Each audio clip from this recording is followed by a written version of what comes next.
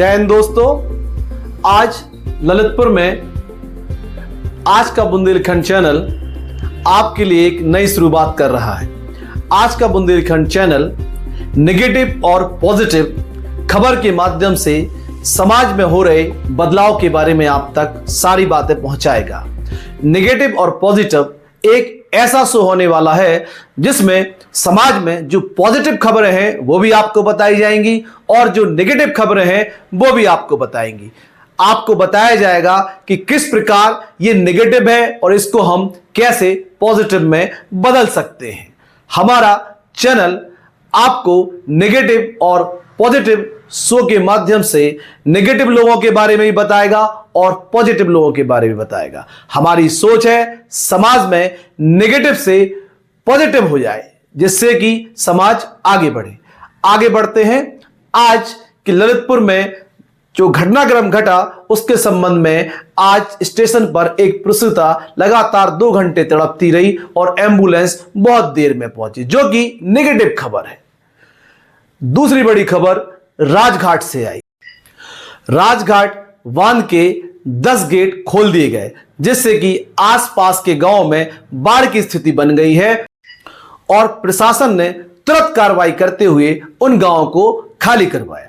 तीसरी बड़ी खबर आज फिर से कलेक्ट्रेट परिसर से आई, जहां पर जैन समुदाय ने एक बार फिर से प्रदर्शन किया जिसमें उन्होंने अपना पक्ष रखा और एक ज्ञापन जिलाधिकारी महोदय के माध्यम से राष्ट्रपति महोदय को और प्रधानमंत्री महोदय तक पहुंचाया। आज की विशेष खबर में आपको देखना चाहिए कि दोनों पक्षों ने अपनी बात क्या रखी है। हमारा चैनल दोनों पक्षों की बात आप तक पहुंचा रहा है। 21 तारीख को और 22 तारीख को लगातार 2 दिवस से जैन समुदाय कलेक्ट्रेट परिसर में पाए जा रहे हैं। आखिर ऐसा क्यों? आज का बुंदेलखंड चैनल ने इसकी सत्यता को जानना चाहा और हम इस वक्त आ पहुँचे हैं डॉक्टर संजीव जैन कड़ंकी जी के पास और इनसे हम जानना चाहते हैं कि आखिर ये क्या मामला है कि एक जैन समुदाय 21 तारीख को कलेक्ट्रेट में जाता है और फिर पुनः एक जैन समुदाय 22 तारीख को कलेक्ट्रेट परिसर में जाना चाहता है। मैं डॉक्टर संजीव जैन कड़ंकी दिगंबर जैन समाज पंचायत समिति का पूर्व संयोजक रहा हूं और सामाजिक संगठन से जुड़ के काम कर रहा हूं। भारत विकास परिषद का वर्तमान में प्रांतीय संरक्षक हूं और अन्य संस्थाओं से भी जुड़ा हुआ काम करता हूं। आज हम सभी लोग कलेक्ट्रेट परिसर में पहुंचे और हमारा उद्देश्य था कि ललितपुर नगर में जो साधु संतों के प्रति टिप्पणी हो रही है और वो टिप्पणी ललितपुर नगर में ही नहीं सारे देश में जा रही है। हमारा विरोध और रोष इस बात को लेकर के है कि साधु संत हमारे पूजनीय हैं। साधु संतों ने अपनी त्याग तपस्या से हमारी इस भारत भूमि को सुरक्षित रखा है। उनके तप का प्रभाव है कि आज हम सनातनी सभी जैन धर्मावलंबी सुरक्षित हैं। उनके साथ कोई भी घटना, कोई भी अनर्गल टिप्पणी होती है तो हम लोगों को बहुत दुख होता है। अपने दुख को जाहिर करने के लिए, अपना रोष व्यक्त करने के लिए हम आज प्रशासन को ज्ञापन देने गए थे कि देश में कहीं पर भी कोई भी साधु संतों के प्रति अभद्र टिप्पणी हो उस पर तुरंत रोक लगाई जाए और ना ही इस तरह की कोई घटना घटने पाए। माननीय जिलाधिकारी महोदय के माध्यम से हमने अपना ज्ञापन माननीय प्रधानमंत्री महोदय के लिए प्रेषित किया है। ऐसी होती हैं जो हमें अंदर बैठकर निपटनी चाहिए।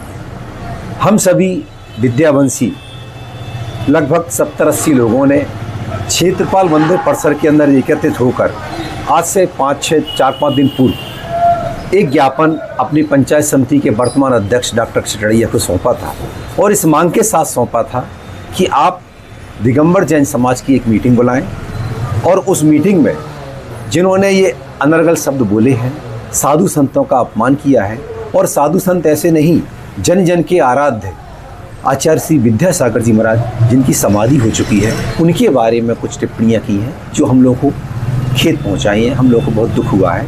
आप ऐसे व्यक्ति के खिलाफ एक निंदा प्रस्ताव रखें ताकि समाज में एक संदेश जाए कि हम साधु संतों के प्रति कोई भी गलत टिप्पणी ना करें।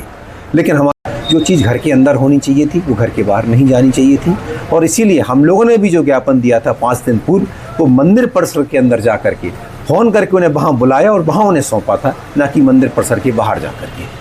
तो आप डॉक्टर साहब सर्व समाज को क्या संदेश देना चाहते हैं कल और आज के परिप्रेक्ष्य में? मैं एक ही संदेश देना चाहता हूँ कि हमारी भारत भूमि संतों की ऋणी रही है, धर्मपरायण ये देश है, और हम अपने संतों का अपमान किसी भी तरह से बर्दाश्त ना करें। कोई अगर संतों के प्रति अनर्गल शब्द बोलता है तो हम उसकी भर्त्सना करें, उसकी निंदा करें, और उसकी प्रॉपर तरीके से अपने रोष व्यक्त करते हुए उसकी जांच कराएं, और अगर वो दोषी पाया जाता है तो उस पर कार्रवाई की जाए। ऐसी प्रशासन से भी मांग करूंगा और समाज से अपील करूंगा कि अपने आपस में शांति बनाए रखें, और कोई भी आपके अंदर घटना घटती है, रोष होता है, तो बड़े शांतिपूर्ण तरीके से अपनी बात जाके प्रशासन के पास रखें। पहले प्रयास करें घर के अंदर बात निपटे, समझे, सुलझे, और अगर कोई दिक्कत आती है तो उसको हम प्रशासन को बड़े शांत तरीके से सौंप कराएं। आपसे जानना चाहते हैं 21 तारीख और 22 तारीख को आखिरकार जैन समुदाय कलेक्ट्रेट परिसर में क्या कर रहा है?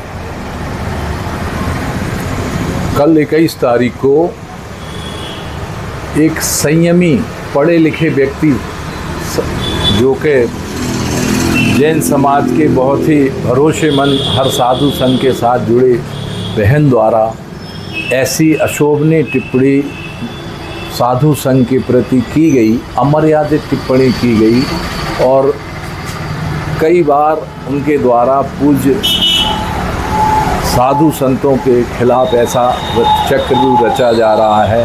पत्रकांड में भी वो शामिल हैं। इसके बाद उनके द्वारा पत्र भी अशोभनीय डाले गए हैं। हमेशा से उनके पास इस चीज़ के लिए सब लोगों ने अनुरोध भी किया, इस तरह का कृत्य ठीक नहीं है, लेकिन उसके बाद भी उन्होंने अपनी इस गलती को कभी स्वीकारने की कोशिश नहीं की।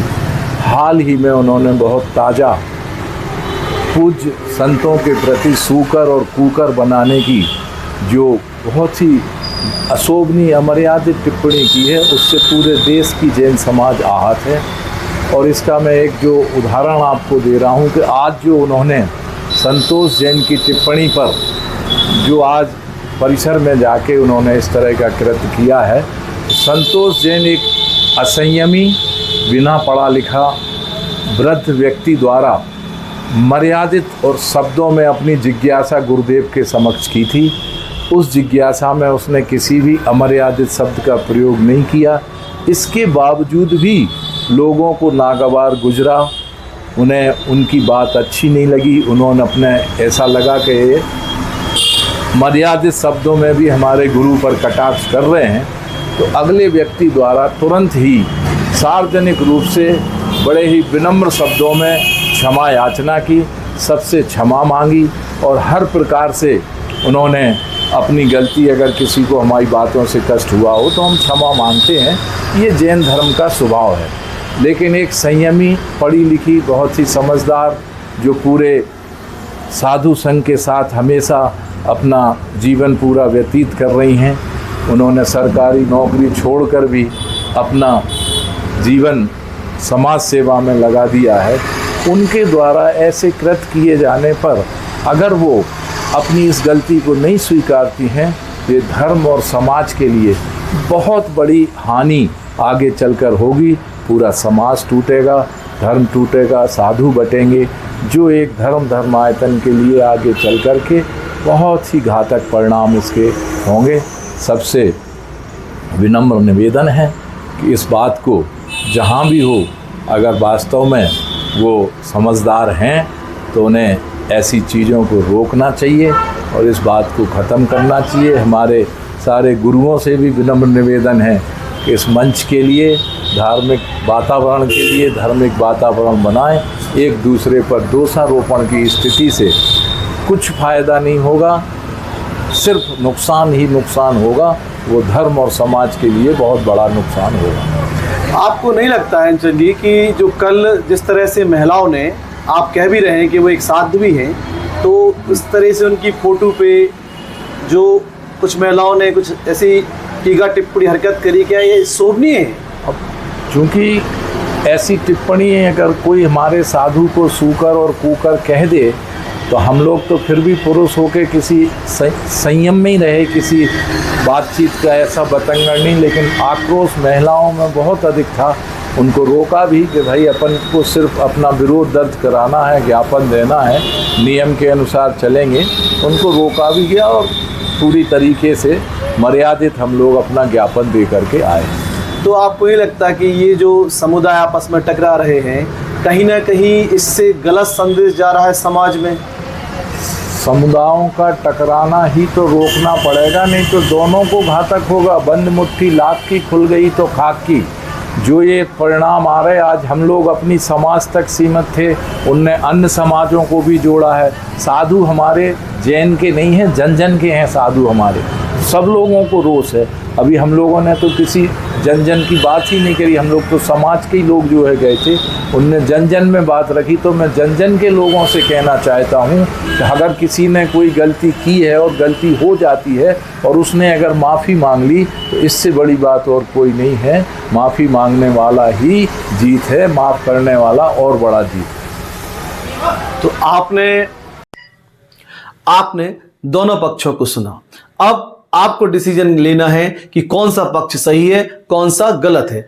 आज का बुंदेलखंड चैनल दोनों पक्षों से विनम्र अनुरोध करता है कि संत सर्व समाज के होते हैं। किसी भी समाज के संत उस समाज के नहीं रह जाते हैं। तो आपसे अनुरोध है कि किसी भी संत के प्रति अपनी बाणी से ऐसी कोई भी बात ना कहें जिससे कि अन्य समाजों में इसका गलत।